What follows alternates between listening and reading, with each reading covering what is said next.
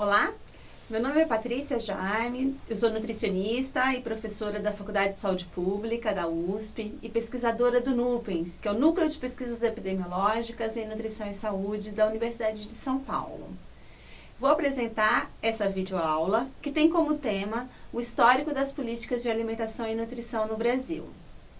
O objetivo da videoaula é apresentar um breve panorama das políticas e das incursões da Agenda de Alimentação e Nutrição nas políticas públicas brasileiras. Fazer esse movimento de resgate histórico, de resgate político, significa, por um lado, traçar linhas paralelas à história política brasileira nos últimos 100 anos. E, por outro lado, também a própria evolução da ciência da nutrição em nosso país. Ao traçar esse panorama histórico, eu vou levar em conta dois importantes marcos legais e políticos.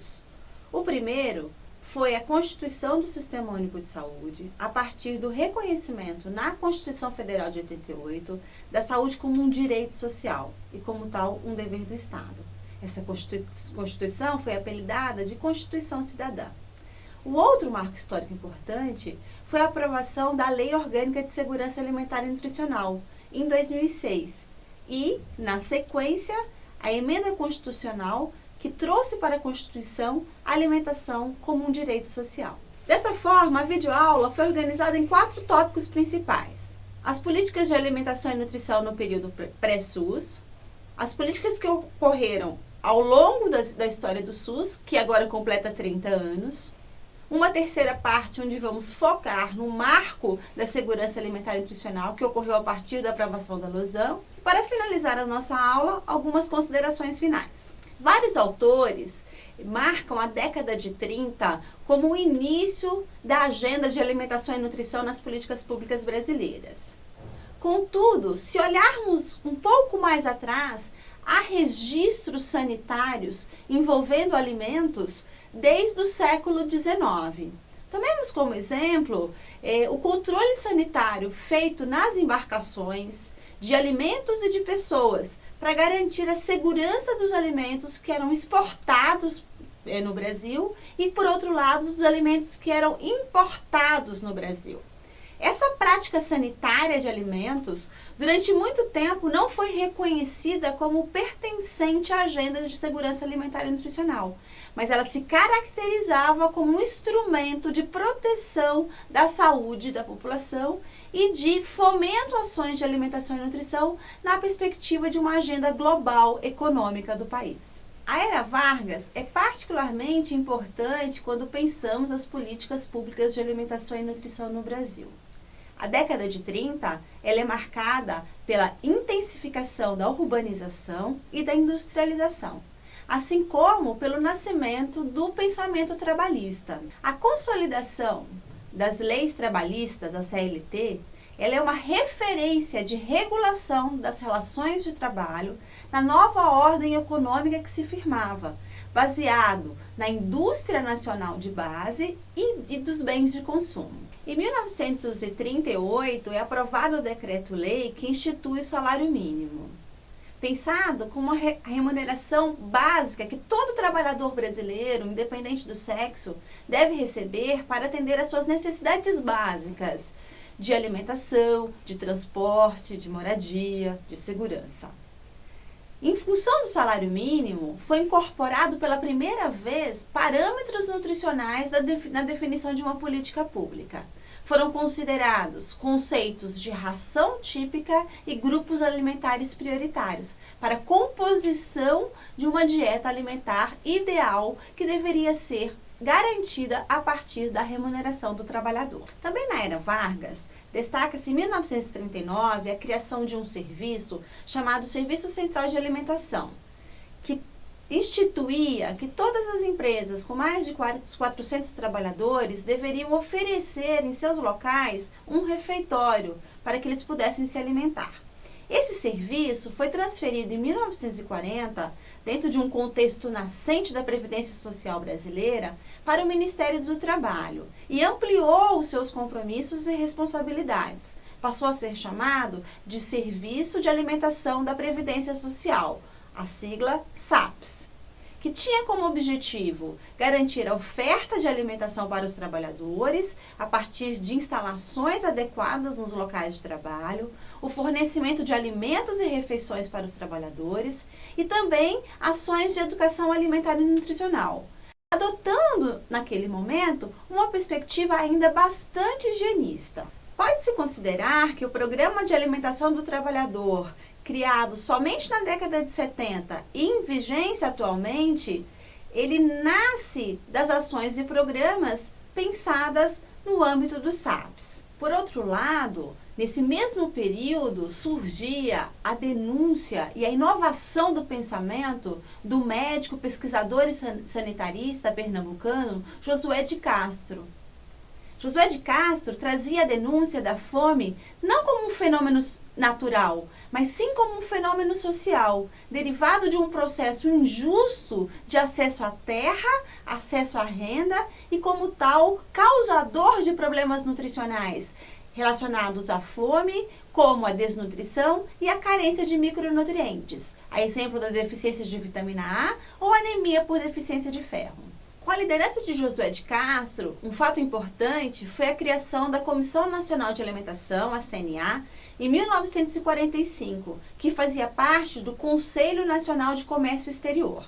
4 anos depois, essa comissão foi transferida para o Ministério da Educação e da Saúde, mostrando uma inflexão da agenda e compreensão do fenômeno da alimentação e nutrição nas políticas públicas, mais numa perspectiva da proteção social do que do desenvolvimento econômico. Esse era um período pós-guerra e de fortalecimento das Nações Unidas.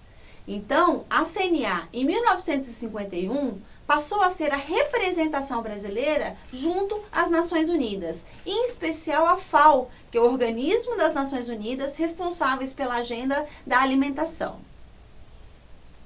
A CNA tinha a responsabilidade de elaborar um Plano Nacional de Alimentação e estabeleceu como prioridade focar a desnutrição como um problema de saúde pública e focalizar ações em grupos populacionais vulneráveis.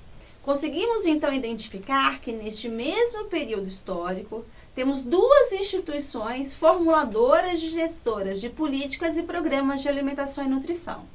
Junto ao Ministério do Trabalho, havia o SAPS, que se focava na assistência alimentar do trabalhador formal nos centros urbanos, em especial da região sul e central brasileira. Junto ao Ministério da Educação e da Saúde, havia a CNA, com o objetivo de pensar e formular uma política de alimentação e nutrição mais ampla.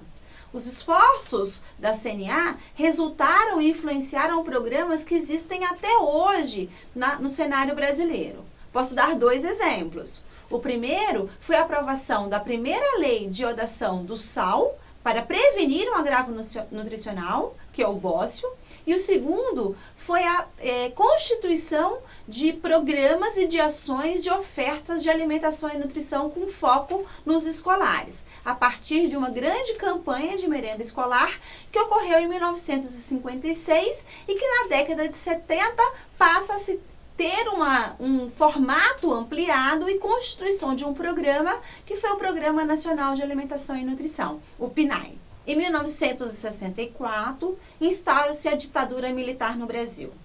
Ela traz consigo uma centralização da ação do Estado, um cerceamento do saber científico, uma inflexão no pensar da agenda de alimentação e nutrição.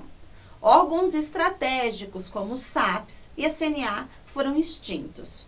E o objetivo de formulação de uma política ampla de alimentação e nutrição passou a ser assumido por uma nova instituição criada, que foi o Instituto Nacional de Alimentação e Nutrição, o INAM. 3 características são marcantes do período da ditadura militar. O primeiro é a modernização da economia, com altas taxas de crescimento econômico.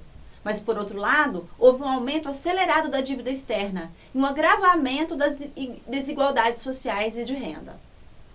Outro aspecto importante foi o autoritarismo político, típico dos regimes de exceção e não democráticos. E o que caracteriza, com o terceiro aspecto negativo, que é o cerceamento do livre pensamento, da liberdade de expressão, dos direitos individuais e da proposição e ousadia de pensar políticas públicas na perspectiva dos direitos sociais. Na metade da década de 70, os sinais de desgaste do milagre econômico, eles se tornaram mais evidentes.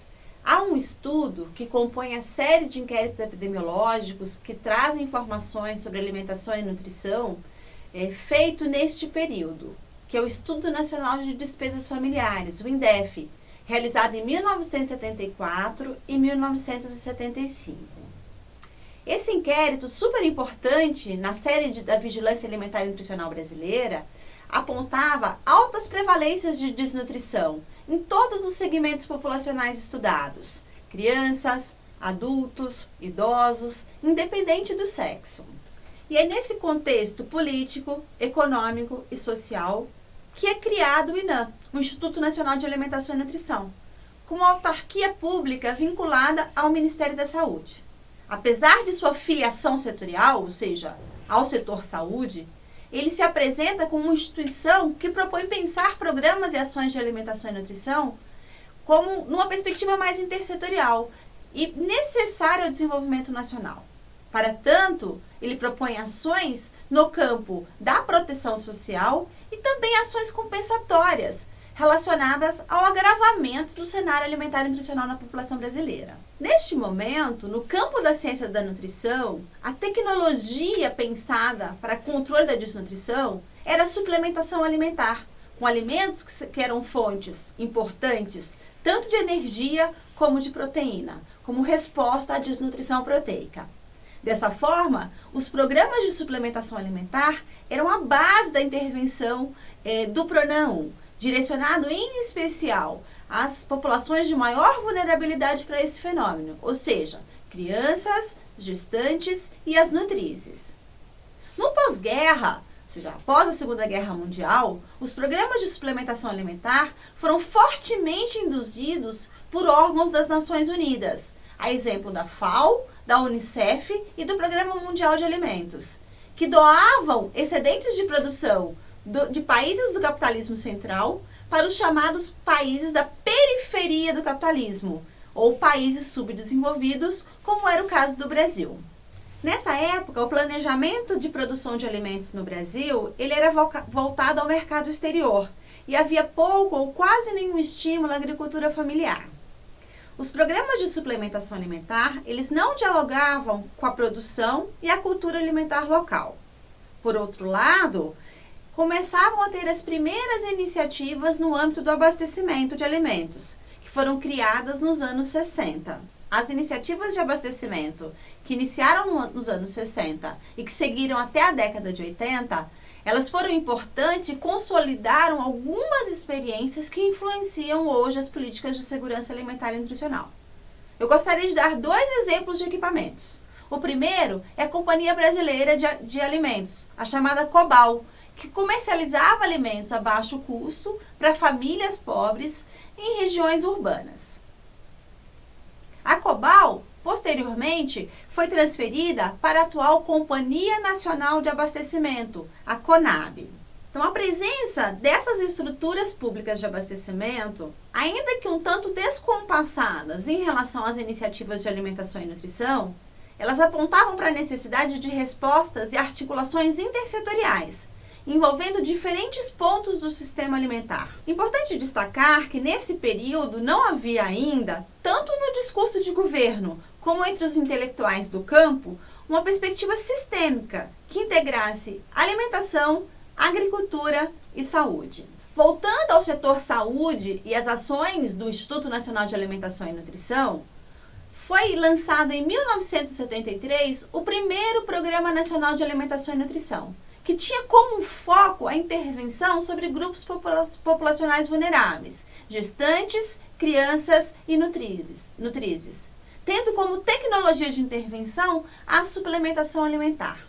Contudo, auditorias mostraram irregularidade na gestão desses programas, e o PRONAM foi suspenso um ano depois, em 1974. No cenário internacional, na década de 70, ocorreram 2 grandes eventos. O primeiro foi uma reunião no âmbito da FAO, que fez um chamamento para os países membros considerarem os programas de nutrição não somente na perspectiva assistencialista, mas como estratégias necessárias para o desenvolvimento nacional.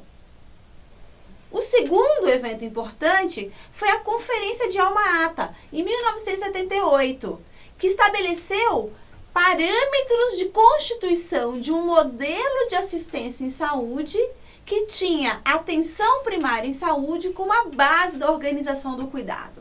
Influenciado pelo insucesso do PRONAN e também pela indução dos organismos internacionais, em especial da FAO e da Organização Mundial de Saúde, o INAH atualiza em 1976 o Programa Nacional de Alimentação e Nutrição e lança a sua segunda edição, agora com um discurso mais contundente, que reconhece que os problemas nutricionais têm que ser atacados a partir de iniciativas intersetoriais de enfrentamento aos determinantes sociais, e não mais baseado em respostas paliativas e assistenciais de suplementação alimentar para grupos populacionais específicos. Traz, então, para si um compromisso de pensar modelos de produção, distribuição e consumo de alimentos que vão gerar adequadas práticas alimentares e um bom estado nutricional da população brasileira. O PRONAN 2 foi organizado em 10 programas estratégicos, que articulavam diferentes setores relacionados à produção, ao abastecimento, ao consumo e assistência em saúde. Esses programas não foram operacionalizados ao mesmo tempo, e vários deles nem conseguiram efetivamente serem colocados em prática. Mas, por outro lado, depois de sucessivas modificações, alguns desses programas seguem na nossa agenda. A exemplo do Programa Nacional de Alimentação Escolar e do Programa de Alimentação do Trabalhador, o PNAE e o PAT. Outros programas foram modificados e incorporados em outras ações futuras que ocorreram na era SUS. A exemplo do Programa Nacional de Incentivo ao Aleitamento Materno, do Programa de Prevenção de Carências Nutricionais Específicas e do Sistema de Vigilância Alimentar e Nutricional. Eu vou detalhar brevemente os 10 programas que faziam parte do PRONAN 2. O primeiro é o Programa de Nutrição e Saúde, que tinha como órgão responsável por sua gestão o Ministério da Saúde. A suplementação alimentar era o objetivo do programa, e ela ocorria por meio de distribuição de alimentos básicos, tais como arroz, farinha, fubá, leite em pó, manteiga, direcionado a grupos populacionais vulneráveis, como os gestantes e as crianças menores de 7 anos, pertencentes às famílias de baixa renda, residentes em áreas mais pobres do Brasil. Esses alimentos eram distribuídos dentro dos serviços de saúde, nas localidades, nos equipamentos dos municípios e dos estados. No âmbito do abastecimento, vale destacar 2 programas. O Programa de Racionalização da Produção de Alimentos Básicos, o PROCAB, que tinha a responsabilidade compartilhada do INAH com a COBAL, e cujo objetivo era assegurar a comercialização da produção a preços mínimos aos pequenos agricultores familiares da região Nordeste. A COBAL adquiria os alimentos básicos diretamente dos produtores para serem distribuídos nos programas de suplementação alimentar do PRONAN. O outro programa é o Programa de Abastecimento de Alimentos Básicos em Áreas de Baixa Renda, o PROAB, também com responsabilidade compartilhada entre o INAH e a COBAL, que abastecia os pequenos varejistas de regiões carentes das periferias urbanas com alimentos básicos a preços reduzidos. O INAH, em conjunto com o Ministério da Saúde, também era responsável por 3 programas. O Programa Nacional de Incentivo ao Aleitamento Materno, iniciado em 1981, com apoio da Unicef, e que tinha como objetivo estimular o aleitamento materno nos serviços de saúde. O Programa de Combate às Carências Nutricionais Específicas, cujo foco era a prevenção e o tratamento de distúrbios nutricionais por deficiência de micronutrientes, como o bócio endêmico, a hipovitaminose A e a anemia ferropriva. Ele envolvia ações de fortificação de alimentos e de suplementação vitamínica e mineral. O terceiro programa é o SISVAN, o Sistema de Vigilância Alimentar e Nutricional. O Sistema de Vigilância Alimentar e Nutricional era um programa pensado como um sistema de informação em saúde que tinha o objetivo de monitorar condições de alimentação e nutrição de grupos populacionais vulneráveis, em especial aqueles participantes dos programas de suplementação alimentar, em especial do PNS. O Ministério da Educação e Cultura era responsável pelo Programa Nacional de Alimentação Escolar, o PNAE, que propunha a suplementação alimentar por meio de oferta de refeições no ambiente escolar para estudantes do ensino fundamental, de 7 a 14 anos, nas escolas públicas e filantrópicas. Já a Legião Brasileira de Assistência, a LBA, era responsável pelo Programa de Complementação Alimentar, que propunha a suplementação alimentar com produtos formulados, distribuídos para populações carentes atendidas em centros assistenciais e em organizações comunitárias. O Ministério do Trabalho era responsável pelo Programa de Alimentação do Trabalhador, o PAT, que tinha como objetivo a suplementação alimentar, garantida pela oferta subsidiada de refeições ou cestas básicas de alimentos para trabalhadores do mercado formal e, prioritariamente, para aqueles trabalhadores de baixa renda. O PAT, até hoje, permite às empresas deduzirem o dobro dos gastos efetuados com a alimentação dos trabalhadores no lucro atribuível para fim de imposto de renda de pessoa jurídica. O último programa estava no âmbito do Ministério da Agricultura, que é o Programa de Alimentação Popular, que organizava a venda de alimentos comprados pela Cobal à população urbana de baixa renda a preços baixos. Os alimentos eram vendidos diretamente de cooperativas de consumo. Em um balanço bastante geral sobre o segundo PRONAN, temos, por um lado, vários aspectos positivos. Muitos autores reconhecem o PRONAN 2 como um marco das políticas de segurança alimentar e nutricional. É no PRONAN que se iniciam as primeiras iniciativas de associar programas de assistência alimentar com a produção da agricultura familiar, a partir da compra de alimentos básicos. Também é experimentado pela primeira vez o poder de compra e de indução do Estado, comprando alimentos produzidos pela agricultura familiar e direcionando as populações dos programas de assistência alimentar, e assim induzindo um outro modelo de sistema alimentar.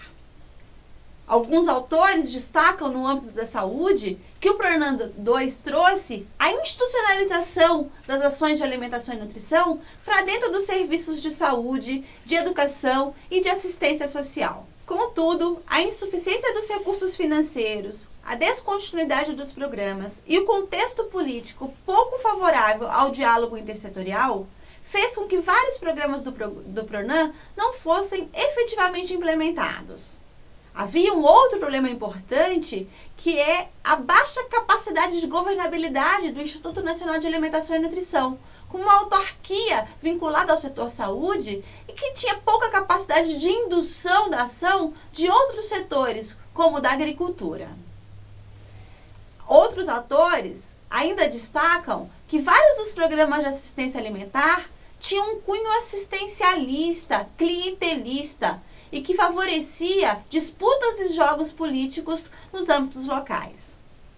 Muitos dos programas do PRONAN, em especial aqueles vinculados à assistência alimentar, aos programas de abastecimento e suplementação, tinham um caráter clientelista, ou seja, eles eram ações voltadas ao favorecimento das elites políticas locais. Dessa forma, o PRONAN 2 ele acabou tendo suas ações enfraquecidas e o INAH foi extinto em 1997 e parte dos seus programas e ações foram incorporadas por áreas técnicas do Ministério da Saúde e por outros ministérios, como o Ministério do Trabalho e o Ministério da Educação. O INAH deixou um grande legado para as políticas de alimentação e nutrição no Brasil. Sob a sua coordenação, as políticas de alimentação e nutrição alcançaram um outro patamar. Também no âmbito do INAH se constituiu um quadro técnico muito competente, que influenciou programas futuros. O PRONAN 2 propôs ações que fazem parte da agenda do SUS atualmente e da segurança alimentar e nutricional, como a vigilância alimentar e nutricional, o combate às carências nutricionais específicas, o estímulo à agricultura familiar e a alimentação escolar. Na década de 70, havia no Brasil uma grande efervescência dos movimentos sociais, que estavam em defesa da redemocratização no país, mas também na luta por direitos, como o direito à alimentação, à saúde, o acesso ao trabalho, à geração de renda e à terra. No campo da saúde, surge com força o movimento da reforma sanitária brasileira. Movimentos populares do campo e da cidade se organizavam em defesa da reforma agrária, agrícola e do abastecimento mais inclusivo e também da participação popular. Com a promoção do INAM, ocorreu em 1986 a primeira Conferência de Alimentação e Nutrição, como desdobramento e segmento imediato à 8ª Conferência Nacional de Saúde, que é reconhecida como um marco fundante do Sistema Único de Saúde.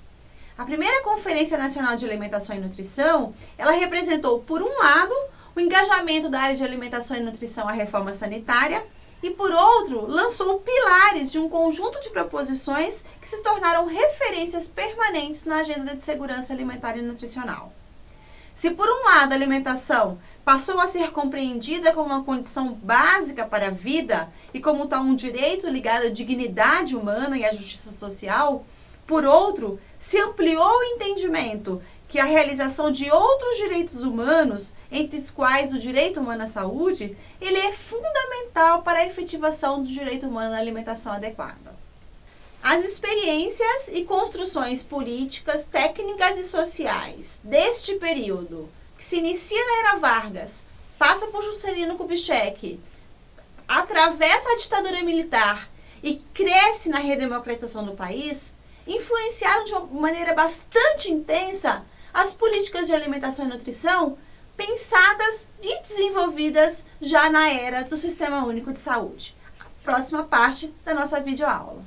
Vamos agora falar das políticas de alimentação e nutrição na era SUS. A Constituição Federal, publicada em 1988, assumiu, no seu artigo 196, a saúde como direito de todos e, como tal, dever do Estado. Direito esse que deve ser garantido mediante políticas sociais e econômicas que visem a redução do risco de doença e de outros agravos e ao acesso universal e igualitário às ações e serviços para sua promoção, proteção e recuperação. Em desdobramento e como parte deste compromisso, a alimentação adequada foi reconhecida como um fator determinante e condicionante da situação de saúde de indivíduos e coletividades, como afirma o artigo 3º da Lei 8080, a Lei Orgânica da Saúde. Essa lei institui o Sistema Único de Saúde e prevê a vigilância alimentar e orientação alimentar como práticas sanitárias a serem desenvolvidas no sistema de saúde. A promulgação da nova Constituição Federal Brasileira não traz inovações somente para o campo da saúde, mas também para o campo da educação. Tomemos como exemplo o Programa Nacional de Alimentação Escolar. Com a Constituição, a alimentação escolar passou a ser assegurada como um direito de todos os alunos do ensino fundamental da rede pública e, como tal, devendo ser garantido pelos governos federal, estaduais e municipais. Assim, o PNAE, proposto lá no segundo PRONAN, é assumido como uma política de Estado, substituindo a perspectiva assistencialista, por vezes adotada, e adotando uma perspectiva com uma visão ampliada da alimentação como um direito dos estudantes.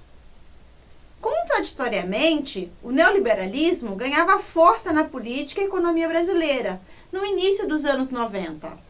No governo do presidente Fernando Collor, que foi de 1990 a 1992, programas e estruturas ligados à temática da alimentação e nutrição foram desativados ou sofreram vários cortes orçamentários, em linha com a diretriz neoliberal de enxugamento do tamanho da máquina estatal. Apesar de tal cenário adverso, a preparação da Conferência Mundial de Alimentação, organizada pela FAO em 1996, possibilitou a retomada do debate sobre a formulação de uma política específica de alimentação e nutrição no Brasil. Por um lado, havia o entendimento sobre as ações de nutrição já formuladas na Lei 8080, a Lei da Saúde, e por outro, existia um grupo técnico que vinha do Instituto Nacional de Alimentação e Nutrição e que teve capacidade e liderança para, de dentro do Ministério da Saúde, conduzir o processo de formulação da Política Nacional de Alimentação e Nutrição. Assim, em 1997, o tema da alimentação e nutrição foi escolhido para integrar um processo de formulação de políticas setoriais dentro do Sistema Único de Saúde. E foi constituído um grupo técnico que elaborou o texto base da Política Nacional de Alimentação e Nutrição. Esse texto foi amplamente discutido com representantes da sociedade civil, da academia, de organismos internacionais, e depois ele foi aprovado pela Comissão Intergestores Tripartite, a CIT, que é a instância máxima decisória do Sistema Único de Saúde. E depois encaminhada ao Conselho Nacional de Saúde e publicada a Política Nacional de Alimentação e Nutrição na sua primeira edição em 1999. A partir da publicação da PNAM em 1999, foi criado, no âmbito do Ministério da Saúde, uma área técnica responsável pela gestão federal da PNAM, chamada Coordenação Geral da Política de Alimentação e Nutrição, uma coordenação que fazia parte do Departamento de Atenção Básica da Secretaria de Atenção e Saúde do Ministério da Saúde. Em 2010, essa coordenação mudou de nome e passou a ser chamada Coordenação Geral de Alimentação e Nutrição, a CEGAM. A PNAM, ainda que operacionalizada no âmbito do SUS, surge como uma política pública que tinha o objetivo de enfrentar a insegurança alimentar e nutricional da população brasileira. Seu texto é pioneiro ao adotar como princípio a realização do direito humano à alimentação adequada. Também é pioneiro ao ampliar o conceito de segurança alimentar e nutricional desenvolvida a partir dos debates da primeira Conferência Nacional de Alimentação e Nutrição em 1986 e da primeira Conferência de Segurança Alimentar em 1994. Desta forma, a PNAM incorpora a relevância do acesso universal aos alimentos à dimensão nutricional, relacionada à composição, à qualidade, ao aproveitamento biológico e aos riscos sanitários atribuídos aos alimentos. Ao longo da década seguinte, a publicação da PNAM, um conjunto de marcos políticos, legais e técnicos da segurança alimentar e nutricional foram aprovados. O exemplo principal é a publicação da Lei Orgânica de Segurança Alimentar e Nutricional em 2006 e a consequente constituição do Sistema Nacional de Segurança Alimentar e Nutricional, o SISAN, sendo necessária uma redefinição das responsabilidades do setor saúde na agenda pública de segurança alimentar e nutricional brasileira. Por outro lado, havia em curso a intensificação do processo de transição nutricional no Brasil e a mudança do cenário epidemiológico que demandava uma revisão das formas de organização das ações e dos serviços de saúde no âmbito do SUS. O SUS havia proporcionado muitas conquistas para a sociedade brasileira, importantes avanços na atenção à saúde da população, com a redução da mortalidade infantil, a expansão da rede de atenção básica, a ampliação do acesso a ações e serviços em diferentes níveis de complexidade da assistência em saúde, passando da vigilância à promoção e à recuperação em saúde. Nesse contexto, surgiu a necessidade de atualizar o propósito, a missão e as diretrizes da Política Nacional de Alimentação e Nutrição. A segunda edição da Política Nacional de Alimentação e Nutrição foi então pactuada e aprovada na tripartite do SUS em outubro de 2011, tendo como propósito a melhoria das condições de alimentação, nutrição e saúde da população brasileira, mediante a promoção de práticas alimentares adequadas e saudáveis, a vigilância alimentar e nutricional, a prevenção e o cuidado integral aos agravos relacionados à nutrição. Se olhamos a Política Nacional de Alimentação e Nutrição ao longo dos 30 anos do Sistema Único de Saúde, conseguimos identificar que ela esteve inserida em todos esses momentos. A agenda política e programática da PNAM tem gradualmente superado uma posição marginal ou paralela ao sistema para um melhor posicionamento e também entendimento do seu papel e protagonismo como um componente central da organização da atenção integral em saúde. A PNAM representa, de um lado, um elo entre o sistema de saúde e os outros setores relacionados ao direito humano à alimentação adequada. Vamos agora para o terceiro tópico da nossa videoaula, que tem como eixo central o marco da Lei Orgânica de Segurança Alimentar e Nutricional. Nesse passeio histórico pelas políticas de alimentação e nutrição no Brasil, observamos que até o final do século XX, o setor saúde foi um importante protagonista dos esforços de buscar nexos entre produção, abastecimento, consumo de alimentos e nutrição, com vistas à superação da insegurança alimentar e nutricional da população. Talvez a explicação para esse fato seja porque nos serviços de saúde que recaem os problemas decorrentes da fome e da malnutrição, e onde se expressa os problemas de um sistema alimentar não promotor da saúde, que gera doenças relacionadas às práticas alimentares inadequadas, tal como a obesidade. No entanto, o segundo PRONAM, publicado em 1976, ele já expressava o entendimento de que a garantia da segurança alimentar e nutricional exigia um conjunto de políticas de natureza intersetorial. Como apresentado anteriormente, esse entendimento não foi suficiente para garantir uma agenda e uma ação efetiva do Estado na perspectiva da construção de políticas públicas de segurança alimentar e nutricional. Em uma linha do tempo pós-Constituição de 1988, a primeira tentativa de elevar o debate da segurança alimentar e nutricional para uma arena política intersetorial ocorreu com a instituição do primeiro Conselho Nacional de Segurança Alimentar, o CONSEA, em 1993, e a realização da primeira Conferência Nacional de Segurança Alimentar e Nutricional, em 1994. Mas pelo caráter transitório do governo Itamar Franco, e ainda pela frágil inserção da Agenda de Segurança Alimentar e Nutricional na agenda política brasileira e também pela opção de manutenção de uma abordagem neoliberal do governo, o CONSEA foi extinto e a Agenda de Segurança Alimentar e Nutricional não impulsionada a partir desses dois mecanismos pensados anteriormente. Fernando Henrique Cardoso assume a presidência em 1995. O seu governo é marcado pelo controle da inflação e o fortalecimento da via econômica sendo priorizado.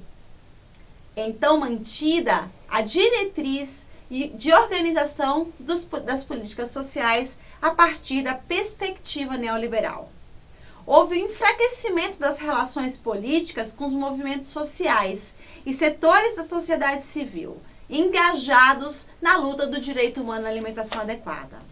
Em consequência, o CONSEA foi extinto e foi instituído o Programa Comunidade Solidária na agenda governamental.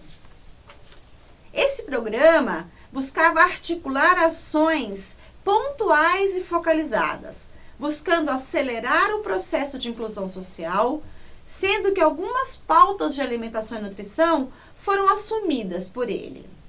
O Programa Comunidade Solidária foi concebido sob as diretrizes da focalização, da busca da eficiência das ações do Estado e a desoneração do orçamento público. Também pensada a partir da transferência de parte significativa dos serviços sociais para o setor privado e para o terceiro setor. As iniciativas desencadeadas tiveram um cunho emergencial e preventivo às causas da pobreza.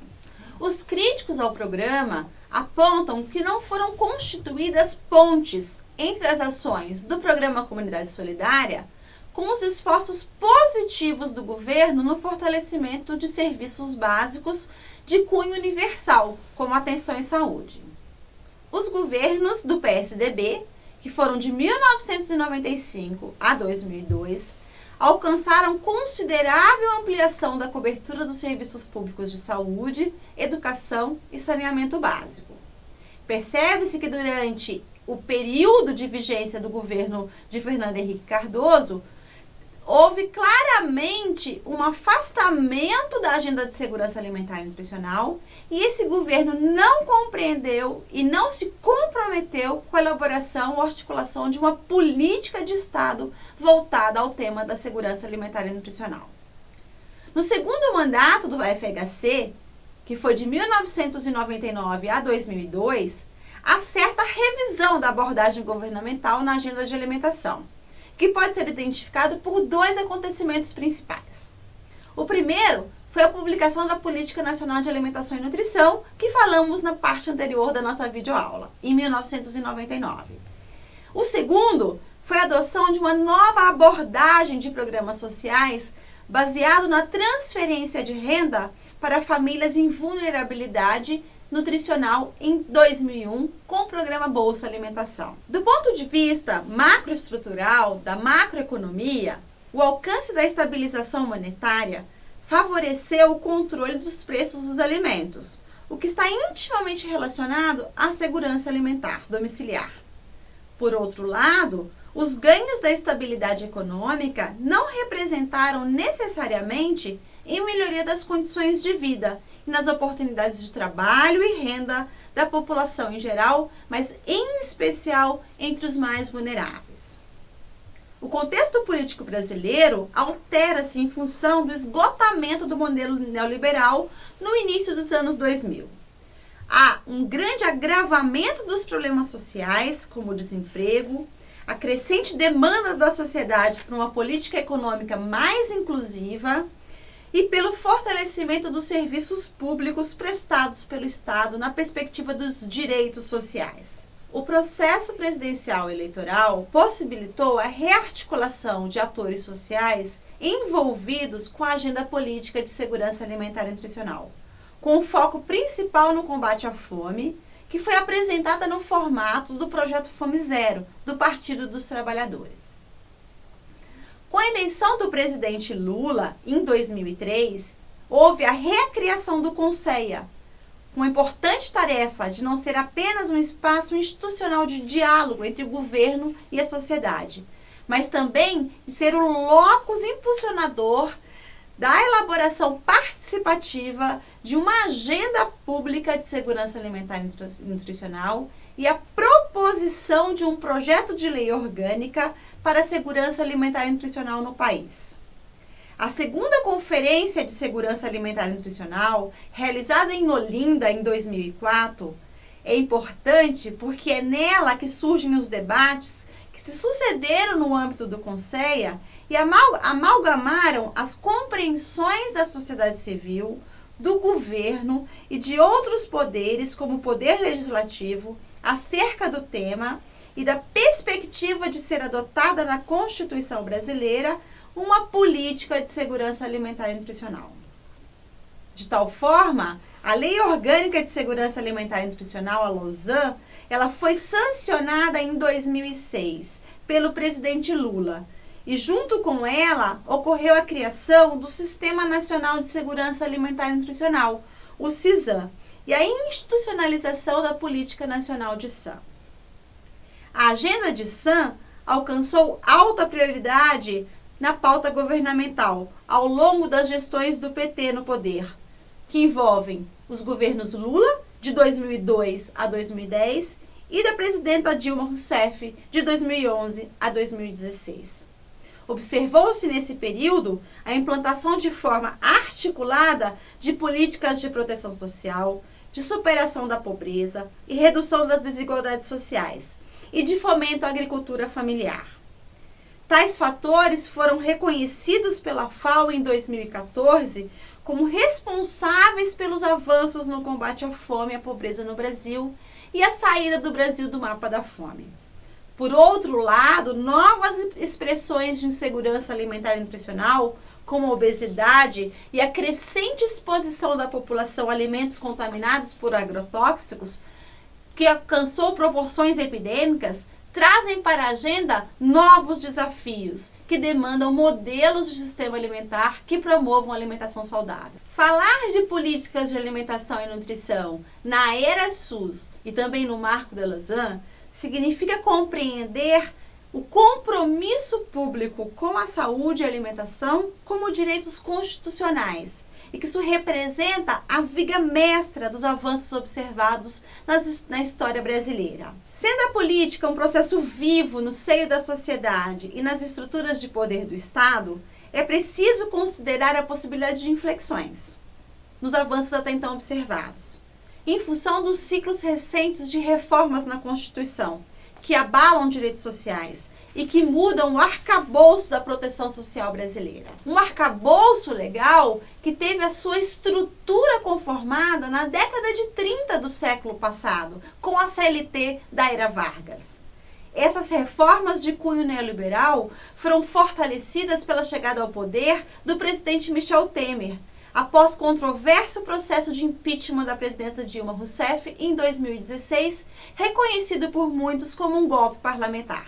Nas minhas considerações finais sobre o histórico das políticas de alimentação e nutrição no Brasil, eu trago citação de Vasconcelos e Batista Filho, que em 2011 dizem que as políticas públicas de alimentação e nutrição no Brasil transitaram do planejamento autoritário ao participativo, da centralização à descentralização administrativa, da universalização à focalização de benefícios, do controle estatal ao social, dos programas de distribuição de alimentos em espécie, aos de ticket e aos de transferência de renda em dinheiro, do financiamento público às parcerias entre público e privado, entre sociedade civil e Estado, entre instituições governamentais e não governamentais, das ações assistenciais ou emergenciais, às medidas estruturantes, das ações compensatórias às ações emancipatórias.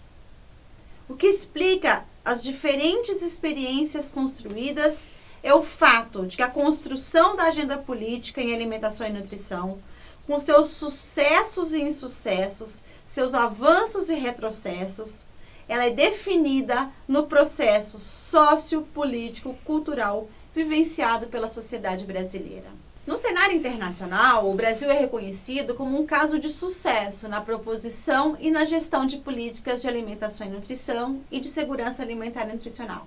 Um exemplo disso foi uma recente publicação de 2016 de um Instituto de Pesquisa norte-americana que apontou que o compromisso político do Brasil com a promoção da alimentação adequada se moldou ao longo de várias décadas e foi favorecido pelo engajamento da sociedade civil, pela construção de estruturas de governança intersetoriais e pelo uso de dados e de evidências científicas para guiar a tomada de decisão do poder público. Por outro lado, reconhece que seja longo e desafiador o processo a ser percorrido em direção à definitiva consolidação da agenda política de alimentação e nutrição, tanto no SUS como no CISAM. A agenda presente e futura de alimentação e nutrição nas políticas brasileiras precisa lidar com maior eficiência para os novos desafios, como a obesidade, e deve incorporar a dimensão da sustentabilidade, dialogando com o que se apresenta na agenda global, a Agenda de 2030 da ONU, que define os objetivos do desenvolvimento sustentável, o que está intrinsecamente relacionado à segurança alimentar e nutricional e à saúde. Assim terminamos o nosso passeio histórico pelas políticas de alimentação e nutrição no Brasil e também pela história recente do nosso país. Essa aula foi baseada num conjunto de referências bibliográficas que ficam à disposição de vocês. Obrigada pela atenção.